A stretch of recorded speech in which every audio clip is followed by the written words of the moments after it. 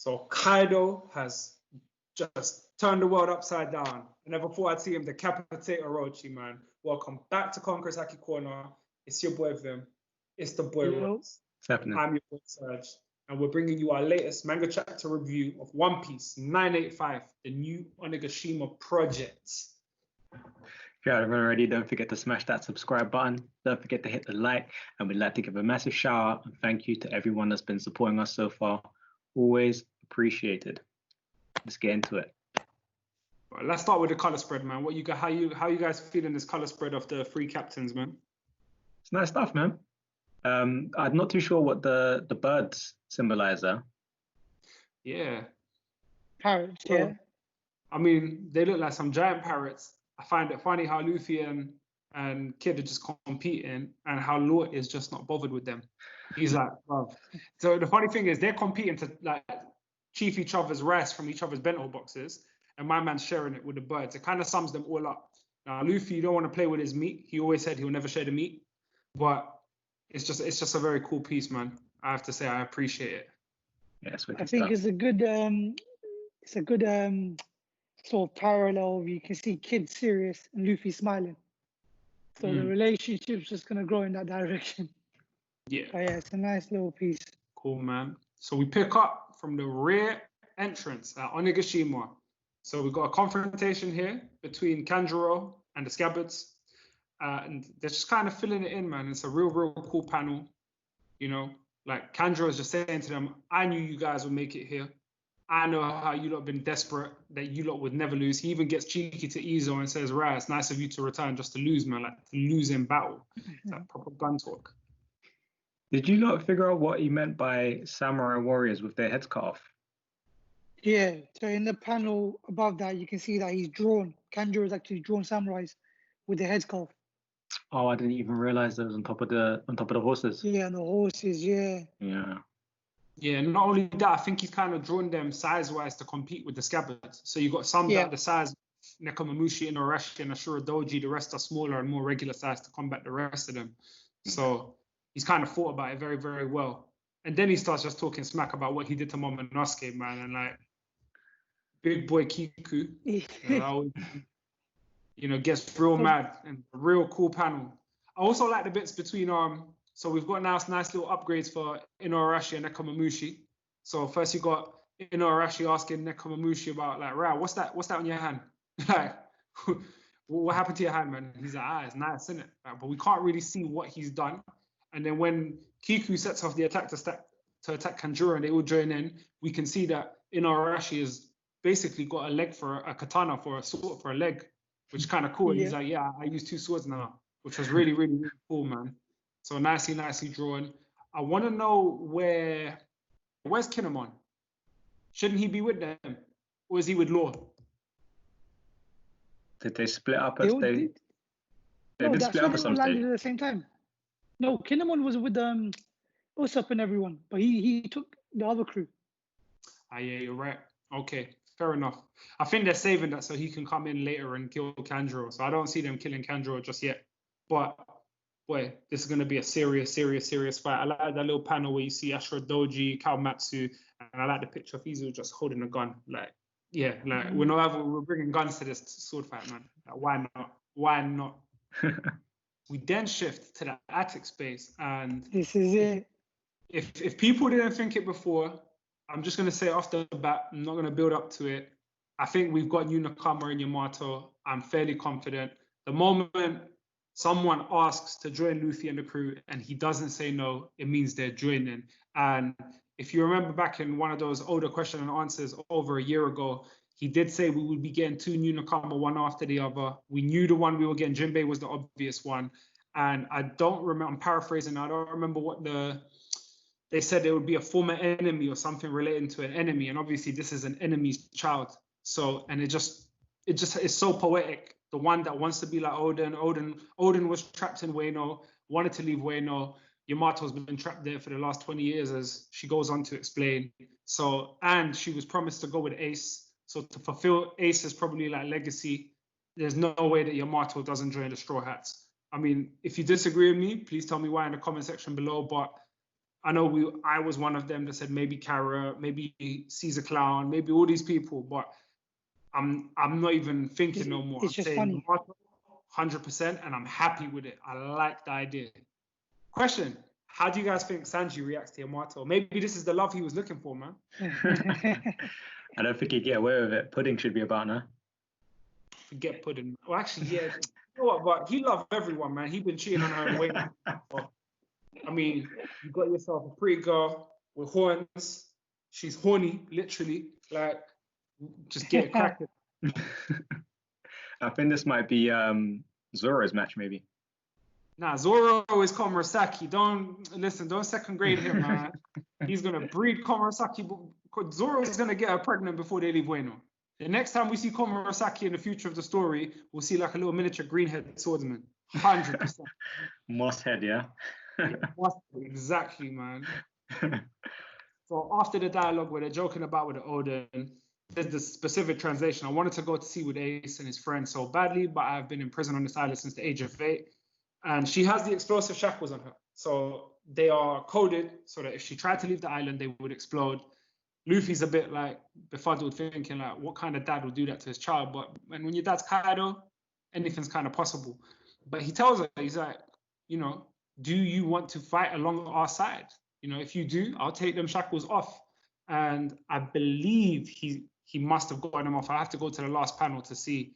Nah, not fully. So they're still around the arms, but he broke them. Like, he broke them in half. Yeah. And I think we've got some, not even foreshadowing, it's more like a promise, man. Has to happen. Take Kaido, and that's it. Yeah, I'm looking forward to seeing that. Plus, I'm looking forward to actually seeing Yamato in battle. Oh, listen, man. Imagine you got the style of a Yonko. Under Bagua. The same move that knocked out Luffy is now in his possession. For real. Bro, maybe she can teach him a few strategies on how Kaido fights, seeing as she's watched and he must have been teaching her secrets of the family or something like that. Genetics, man. Yeah. Similar to like a Beige, when Beige knew what would stop Big Mom. Yeah, exactly. So similar droppings like that. We then go to the big moment. So we tune in to Kaido making his announcement, and he gives quite an epic speech. He mentions to everyone in Wano that the 7 warlords were not disbanded because of some mad whim of the government. He's basically saying that, it's a kind of like a hype to what we're going to probably find out, I'd say fairly soon, as to what Dr. Vegapunk created that actually gave them the confidence to disband the 7 warlord system. So, and he just basically says, like, it doesn't matter because, like, we're with the Big Mom pirates and he's after the ancient weapons. Now, we all know the ancient weapons. We've got Pluton, Uranus, and Poseidon. Poseidon's Shirahoshi. We know Kaido is going to know about Shirahoshi because what's his face was the snake that knew about her. He was in Udon, the sludge Carabao. So I'm sure that they got that information out of him. I wouldn't be surprised. Frankie has Pluton in his mind. He remembers the blueprint. Uranus we have no clue about. But if anyone does have a clue about it, I think Yonko will. Big Mom and Kaido will have an idea about it, man. I don't know what you guys think. I reckon so. That's joint forces of so much information. You got 2 Yonkos joining up here, and their intel that they'll be able to retrieve would be ridiculous. Plus, I'm not too sure what CP0 was doing there, but there's some type of connection. Okay, question. Do you think Orochi's dead? I don't believe so. What's your alternative then? What do you think happened? What do you think really went down? What did we see? So I reckon it's either a head of Orochi's, because he's the 8-headed serpent or dragon. I'm not too sure which one as it goes as, or maybe Kanjuro's art. Maybe it's a double. Well, I would actually personally like him to just be dead. I don't even want to give him the story. I just want him dead. Like, he's so pointless. I like the idea of Kaido just killing him like that because he's a weasel. He's got no honor. The same way he killed his auntie or whatever she was, the old hag. It would be kind of similar, man. It would be very, very nice. we've got another little detail, which is real sad to see. So we've got Olin, the Oiran. She's now the most beautiful woman in Wano. She's made a whole ton of homies. She's got Prometheus like firing up the place, and she's taken Zeus back. And if you look to the side of that panel, we can see that Nami's calling out for Zeus, but Nami and Carrot have been taken out. And rightfully so, we see Robin's thinking, what happened to Nami? Because she's obviously clocked, wow, Zeus is there. So something's happened to Nami, what's going on? So they're talking about bringing the war to humanity. He asked the pirates, he says, guys, I'm letting you lot know now, the flower capital is going to become part of the cause. We're going to enslave the capital, make the people work, make it a lawless land. And Orochi's like, bruv, that's my top. Hush. One shot. And, you know, he takes King's sword. He doesn't even use his own weapon. King just holds up his sword and he just draws it, speedy, takes off his head. He looks dead. We see blood. So, you know, I think it's a bit too simple to kill him like that. I hope he has. That's just my personal bias. But Brooklyn probably right on this one. And he just gives them all, you know, do you guys want to join us? Or do you want to die? Like, it's that simple. And why I think this kind of can strengthen the Straw Hats kind of like their way to fight, because once they make the case, the samurai can rejoin the rest of the samurai. So, I mean, that's one way it can be spun. So we'll see. The enemy of my enemy is my friend, to an extent. And also, they will learn that actually who Momonosuke is, because they don't realize that Akazuki is still alive, even though Kaido mugs it. And the Kazuki clan means nothing to us. The Korizumi clan means nothing to us. You guys have 5 seconds to decide, man. Yeah. Yeah, we see Queen. I never noticed that first time. We see Queen. We see King in a panel towards the last page. We are turning this country into a pirate empire in preparation for the coming world war. We'll be ranging out for more proper raids. Crazy. And so the reason why he wanted Yamato there is because he wants his son Yamato to rule Onigashima. Now I'm thinking, if this is true, I'm gonna really like Kaido because it's very clever. It's like, you want to be Kazuki Oden so bad, be Kazuki Oden. Run this thing. Think about it. Like, it makes no sense. Like, Yamato's been a rebel, but he trusts that Yamato will run Onigashima. So he will say, listen, run it. Be Oden, run this place. But it's just not going to be called Wano. I'm wondering if it's a thing. It doesn't seem like it's Kaido's personality to do this, but you reckon it's just a thing to leave his name in history? My son was the Kaido, to leave my son's name as the Shogun of Onigashima now.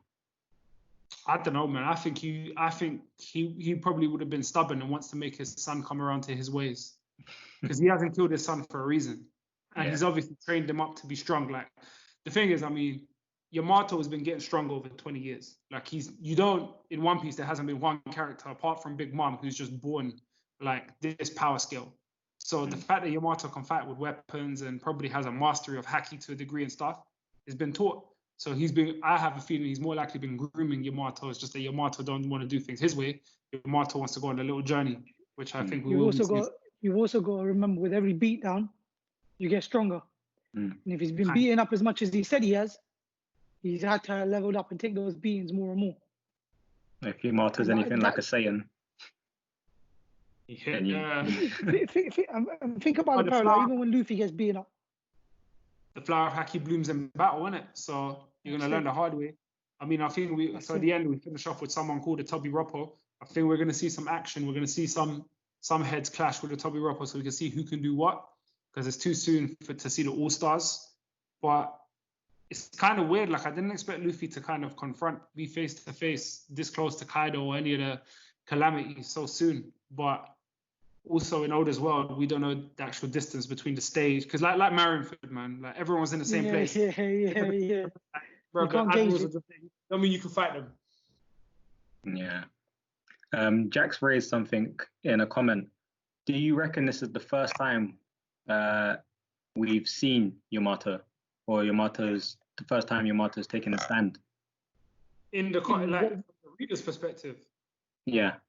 Yeah, I think it's the first time we've seen him. Yeah. Unless I hope someone can show us in the comment section below where something else. But like, I mean, to be fair, until we came to Wano, we didn't see Kaido. Like, we only knew Kaido after Dressrosa. Like, we really had no idea. Yeah. Oda kept Kaido and Big Mom in the shadows whenever he drew them in the panels. Every time they were mentioned, they were just shadowy figures. So there was no real understanding of what they looked like, except for that they were Yonkers. Yeah, I mean, we got a visual of Big Mom when they went to Fishman Island, when she had a phone call with Luffy, and then we didn't see her until we got to Dressrosa. And with Kaido, we got a vision of Kaido when he fell across from the sky. Yeah, that's what I'm saying. But that was after Dressrosa. That's what I said. Yeah. He was introduced and made an epic entrance, and then we didn't see him for a while until we came to Wano. And so I mean, the only place I can say maybe where we might have seen Yamato is during the Wano arc, but definitely not before.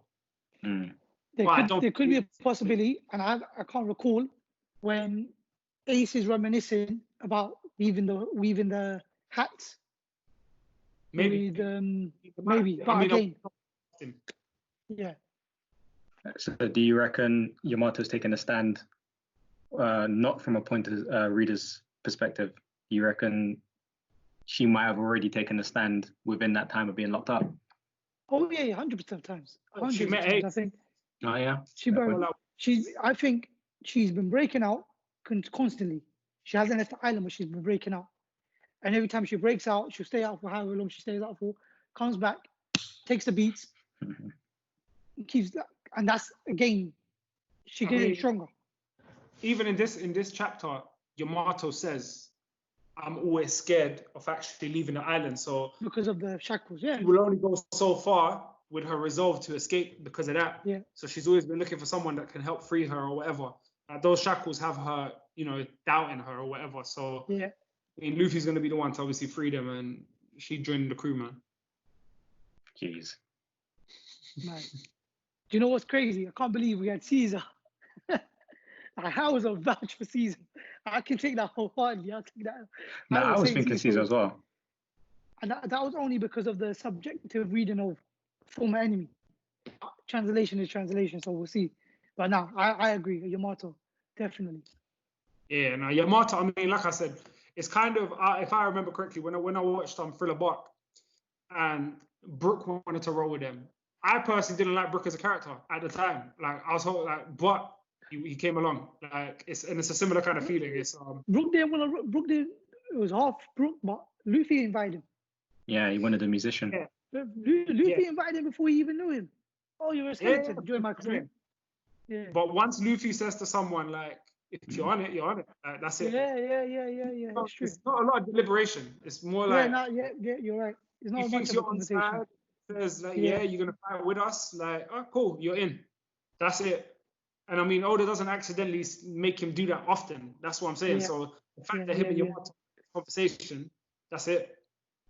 True. Do you think this conversation with Yamato is showing a little bit of maturity from Luffy and how he approaches recruiting members? Do you think it's done in a very different style to how he usually does it? I think it's both.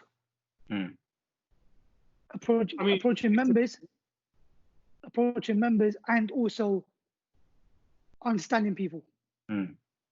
Because you can see when he's judging, like he's not talking to him like he's, oh, what are you talking about? He's understanding the conversation, and he's understanding. Well, okay, I'll do. What do you want to do? You do understand I'm going to fight your dad.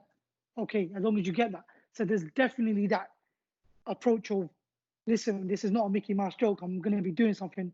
Are you okay with that? So yeah, that's good though.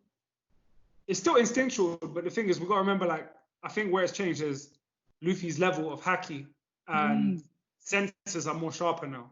But it's still based on his senses. It's not based on some kind of strategic thinking. Like, it's kind of interesting when he first met him. He's like, yeah, I could tell that you went on harming me. That's why I kind of let you carry me off. Like, he's very, like, sharp. So, and obviously, but the only difference is now he's been through some stuff. He's had some losses, and he knows what family means. So that's why now, just in the dialogue, just a little bit more older, a little bit more serious, just saying, like, listen, we're going to take your dad out. You down with that? But we know Luffy ain't a killer. Luffy don't kill. He just wants to beat his dad up. So, I mean, killing, let's leave that to Blackbeard and Zoro. Plus, he got hit with the club the last time he tried anyway, so he's got to be a bit more cautious. Yeah. But guys, tell us what you thought about the chapter in the comment section down below. What are your predictions? What do you see happening? If you don't think Yamato will be in Nakama, tell us why. If you agree, leave a like. Tell us why. If you haven't already, don't forget to smash that subscribe button. Don't forget to hit the like, and don't forget to share the video. The more you share, the more we grow. But from Kongrasaki Corner, it is that time. Peace out. Peace out.